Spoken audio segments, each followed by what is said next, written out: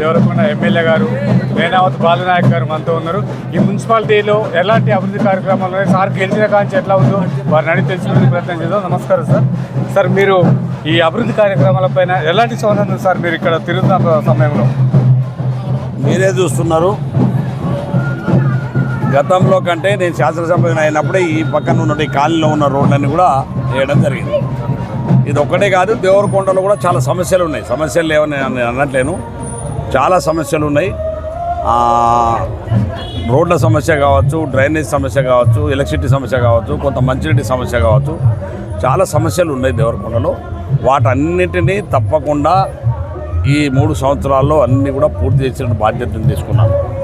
అదేవిధంగా గౌరవ ముఖ్యమంత్రి గారు రేవంత్ రెడ్డి గారు దేవరకొండకు వచ్చిన సందర్భంగా దేవరకొండ పట్టణ అభివృద్ధి కొరకు సుమారు 50 కోట్ల రూపాయల నిధులను కేటాయించడం జరిగింది. ఇంకో 50 కోట్ల రూపాయలు కూడా మళ్ళీ నిన్న మిర్యాలగూడలో వచ్చినప్పుడు అడిగిన సందర్భంగా కూడా తప్పకుండా మీకు దేవరకొండ అత్యధికంగా నిధులు ఇస్తా, గిరిజన ప్రాంతం అనేటువంటి మాటను గౌరవ ముఖ్యమంత్రి గారు చెప్పినారు. అందుకే ఈ ప్రభుత్వం అభివృద్ధితో పాటు సంక్షేమ కార్యక్రమాలు, కొత్త రేషన్ కార్డు కావచ్చు, 200 రూపాయల యూనిట్ ఎలక్ట్రిసిటీ బిల్లు కావచ్చు, అదేవిధంగా సన్నబియ్యం కావచ్చు, ఇవన్నీ కూడా సంక్షేమ కార్యక్రమాలు. ఇవాళ మా ఉచిత బస్ సౌకర్యం కావచ్చు మహిళలకు, ఇవన్నీ కార్యక్రమాలు ఉండడం వల్ల పాజిటివ్ వేవ్లో ఇవాళ ఎమ్మెల్యేలు పోతే గతంలో మేము చాలాసార్లు చూసినాం. ఎన్నికల అప్పుడు పోతే చాలా వార్డులలో కానీ గ్రామాల్లో కానీ మా సమస్యలను మూడబెట్టుకొని తిరుగుబాటు చేసేటువంటి పరిస్థితి ఉండే. నేను 20 వార్డులో నేను తిరగలిండు లేదు. నా 25 సంవత్సరాల రాజకీయ జీవితంలో ఇన్నిసార్లు పోటీ చేసినా నేను ఎప్పుడు తిరగలేదు ఇంతగాను. సో ఇంత తిరిగినా ప్రజలందరూ కూడా పాజిటివ్ వేవ్లో మేము తప్పకుండా కాంగ్రెస్ ఓటేస్తాం, కానీ మాకు కొన్ని సమస్యలు ఉన్నాయి, మీరు గెలిపిస్తాం, మీరు చైర్మన్ చేస్తాం, కానీ ఈ సమస్యలు పరిష్కరించని ప్రజలు కోరుతా ఉన్నారు. మా మీద నమ్మకం విశ్వాసం ఉంది కాబట్టి ఇవాళ ప్రజలందరూ రేవంత్ రెడ్డి గారి నాయకత్వం పట్ల ఇవాళ బ్రహ్మాండంగా ఉన్నారు. రేపు భవిష్యత్తులో రేపు 11వ తారీఖు ఎన్నికల్లో కాంగ్రెస్ పార్టీ 13వ తారీఖు కౌంటర్లో విజయదుందుబి ముగిస్తుంది. సార్ ఇక్కడ ఇంకోటి సార్ బాగా మా దృష్టికి వచ్చిన సార్, వీధి కుక్కలు కానీ కోతులు కానీ బీభత్సంగా ఉన్నాయి సార్. దానిపైన కూడా మమ్మల్ని క్వశ్చన్ చేయడం జరుగుతుంది. దానికి మీరు ఏం చెప్తారు సార్? వాస్తవం, కోతులు అంటే అన్నీ ఒక దేవరకొండ పట్టణంలో కాదు, గ్రామాలు కూడా సంప్రదాయం. సో దానికి ఏమంటే అడవులో పండ్లు తక్కువైపోయినా ఇక్కడ వాళ్ళకు తిండి దొరుకుతుందని పట్టణాలకు వచ్చేస్తున్నాయి, మనం కూడా పట్టణాలు వలసపోయినట్టు. సో అవి తప్పకుండా మున్సిపాలిటీలో దాన్ని ఒక పద్ధతి. గతంలో కూడా ఇక్కడ నుంచి మా చైర్మన్ గారు ఉన్నప్పుడు వారు మున్సిపాలిటీ చైర్మన్ నిన్నటి వరకు వారు ఈ కోతులకు సంబంధించిన బెడద లేకుండా ఈ కోతులను పట్టించి శ్రీశైలం అడవులు వేసినారు. మళ్ళీ కూడా కొత్త మున్సిపల్ రాగానే పున్నా వెంకటేశ్వర గారు సతీమణి శైలజ పున్నా వెంకటేశ్వర గారు చైర్మన్ అభ్యర్థి మాకు, వారు కాగానే మేమందరం కూడా కూర్చొని తప్పకుండా నేను ఈ సమస్య లేకుండా చేస్తాను. కుక్కల బెడదలు కూడా ఉన్నాయి, కానీ కుక్కలను చంపడుకునే చట్టం కూడా ఉన్నాయి. సో ఏదైతే అది పబ్లిక్ ప్రజానికానికి ఏ రకమైనటువంటి ఇబ్బంది సమస్య రాకుండా ప్రజలు కోరుకున్న విధంగా పరిపాలన అందిస్తామని విశ్వాసం వాళ్ళకు ఉంది, ఆ విధంగా అందిస్తాం. ఓకే సార్, ఇక్కడ ఉన్న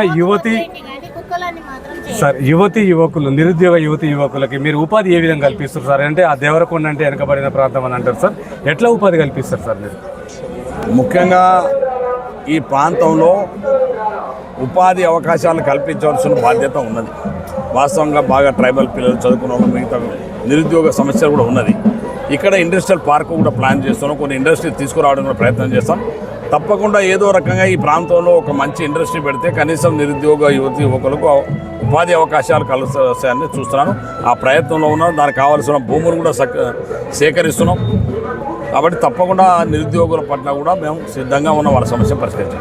సార్, దేవరకొండ ప్రజలంతా బాలనాయక్ గారికి ఎమ్మెల్యే మంత్రి పదవి కావాలంటున్నారు సార్, దీనిపైన మీ అభిప్రాయం ఏంటి? వాళ్ళు నా మీద చూపెడుతున్నట్టు అభిమానం కావచ్చు, ప్రేమ కావచ్చు, నాకు కూడా కావాలని కోరిక కూడా ఉంది. కానీ మా గౌరవ ముఖ్యమంత్రి గారు కాంగ్రెస్ పార్టీ అధిష్టాన నిర్ణయమే శిరోధైర్యం. వాళ్ళు నా యొక్క అనుభవాన్నో లేకపోతే నాకు ఉన్నటువంటి సీనియారిటీని బట్టి, అదేవిధంగా గిరిజన శాస్త్రపుగా నేనే సీనియర్ని కాబట్టి అవకాశం ఇస్తే పార్టీకి, మా దేవరకొండ ప్రజలకు, మొత్తం రాష్ట్రానికి కూడా సేవ చేసేటువంటి అవకాశం ఇస్తే పార్టీకి, ముఖ్యమంత్రి గారికి ధన్యవాదాలు చెప్తాను. ఓకే సార్, ఇంకోటి సార్, ఇక్కడ గతంలో చేసిన ప్రభుత్వాలు కూడా మొత్తం మేమే అభివృద్ధి చేసినాం, కానీ ఇప్పుడు వచ్చిన ప్రభుత్వం చేయలేదు. 6 గ్యారెంటీలు పూర్తిగా అమలు చేసిన తర్వాత ఇల్లు తిరిగి ఓటాడగాలని చెప్పేసి ఇక్కడున్న ప్రతిపక్షం అంటుంది సార్, దీనిపైన మీరు ఏం చెప్తారు?